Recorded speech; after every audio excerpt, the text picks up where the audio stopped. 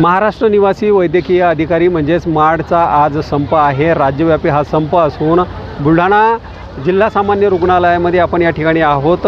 या बुलढाणा जिल्हा सामान्य रुग्णालयात आज कुठलाही प्रकारचा जो आहे बंद या ठिकाणी दिसून आलेला नाही आणि डॉक्टरांचा संप देखील या संपात देखील डॉक्टर्स जे आहेत ते सहभागी असल्याचं आढळून आलेलं नाही।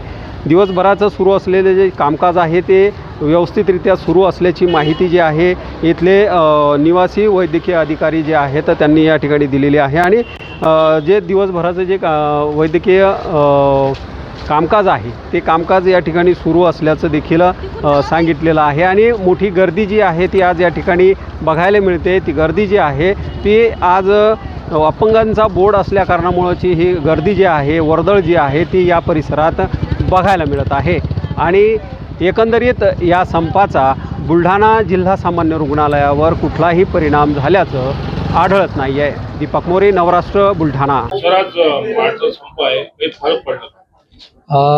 नाही, तसं तर काही फरक पडलेला नाही आहे।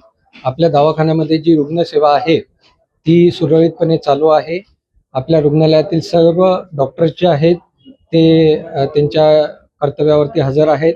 कुठल्याही प्रकारच्या ते संपावरती गेलेले नाही आहेत आणि रुग्णसेवा जी आहे ती अविरतपणे सुरू आहे। मार्चचे किती डॉक्टर आहेत आपल्याकडे आणि संपावर किती जण गेले आणि मार्चचे डॉक्टर संप गेले?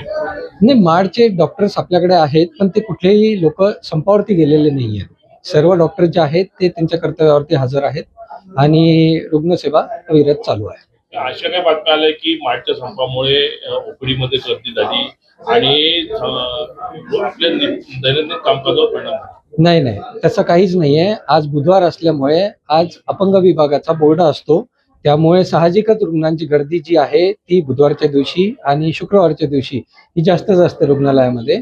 त्यामुळे जे काही बातम्या तुमच्यापर्यंत किंवा आल्या त्या चुकीच्या आहेत। जी रुग्णसेवा आहे ती अविरतपणे सुरू आहे।